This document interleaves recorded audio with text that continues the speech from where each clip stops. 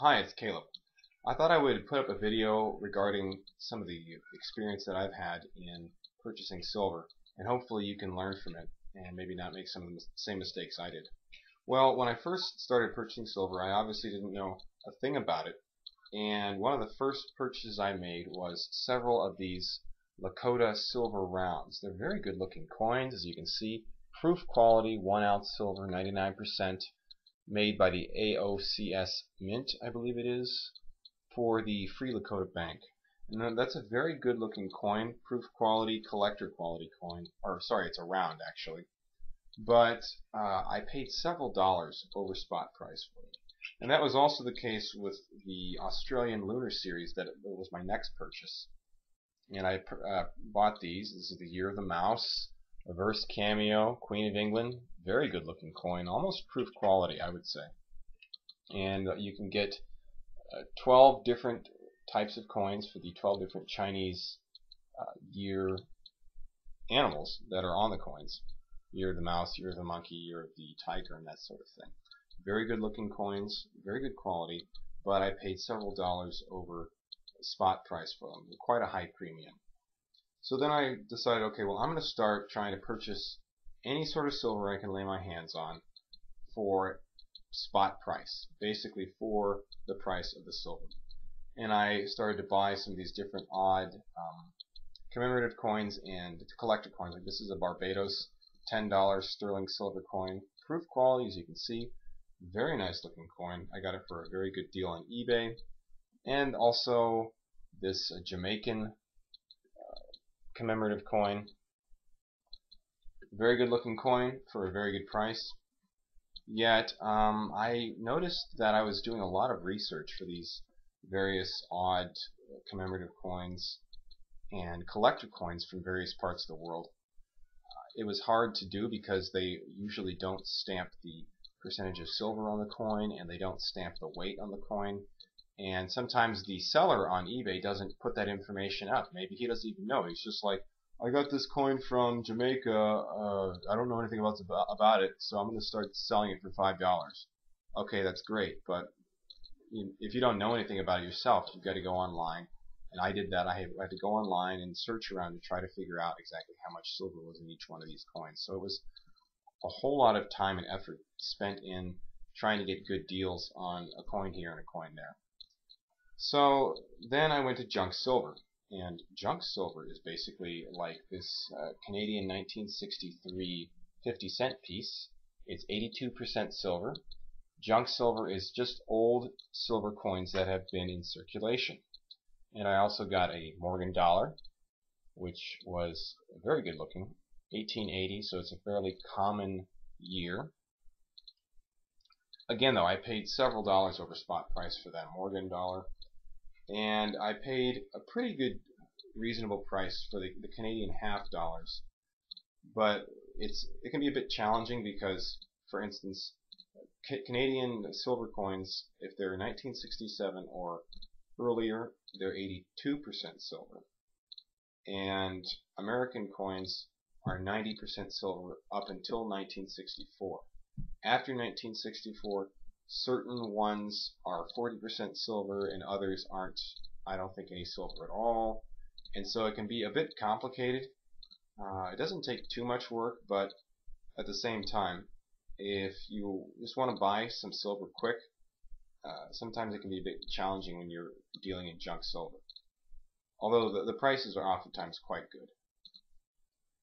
So I was told oftentimes that buying junk silver was a good idea because you got a good price for it, and if there was ever any sort of really bad economic situation, you'd be able to use them easily in barter situations because dimes and quarters are very small amounts, and so you could buy gasoline and eggs and bread maybe in an emergency situation with silver or old junk silver.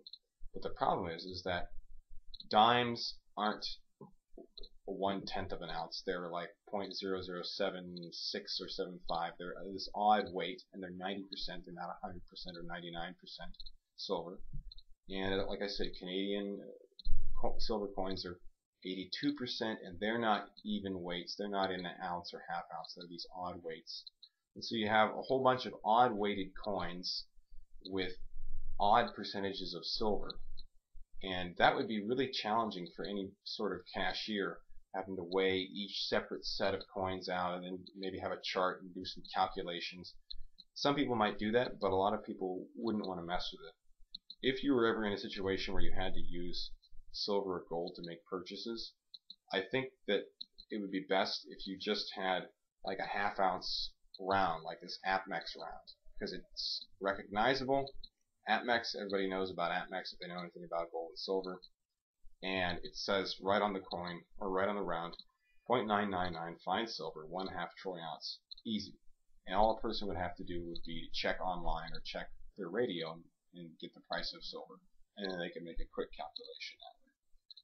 But also, in a more common situation where you're just trying to buy and sell silver, these commemorative coins or collector coins and junk silver, because they don't have the weights and the percentages right on them, because they're not even weights, they're usually kind of odd weights like 1.27 ounces or 1.8 ounces or 0.78 ounces. It's a lot harder to sell to people than just whole ounce or half-ounce coins and rounds. So ultimately, I've decided that I'm just going to stick with buying silver for the silver content as, first of all, a store of value, so that if the dollar loses value, I can preserve my wealth. And two, buying silver as an investment, because the supply is fairly low and the demand can increase quite a lot in the next few years. So because of that, I just basically purchase private minted rounds or these government minted round or silver coins, like the American Silver Eagle, which is very reasonably priced. You pay a few dollars premium, but then you're going to get that back. Everybody's willing to buy a Silver Eagle. Or the Canadian Maple Leaf. It's another very reasonably priced. You really don't pay too much for premium. And since it's got the Queen Elizabeth's face on it, that's extremely recognizable. You'd be surprised at how many people in the world, or live in these very isolated corners of the world, still recognize the Queen of England's face on coins. And that gives a lot of credibility to any coin that you could sell. So that is just even more people that would be potentially willing to pay you a decent price for the coin. Also, another option might be the Mexican Libertad. I think it's not quite as good as maybe the American Silver Eagle or the Canadian Maple Leaf because of recognizability, but it's still fairly recognizable, and it is a government minted coin, so that does lend it a decent amount of credibility. But you will be paying a few dollars over spot price, at least in the United States. And again, the Perth Mint is also a very recognizable coin, very good quality coin. Yet, they're not my highest recommended coin because they are a bit expensive. You are paying several dollars over spot. Another good coin I would say is the Austrian Philharmonics. So American Eagles, Canadian Maple Leafs, Philharmonics, and also recognizable minted private silver rounds.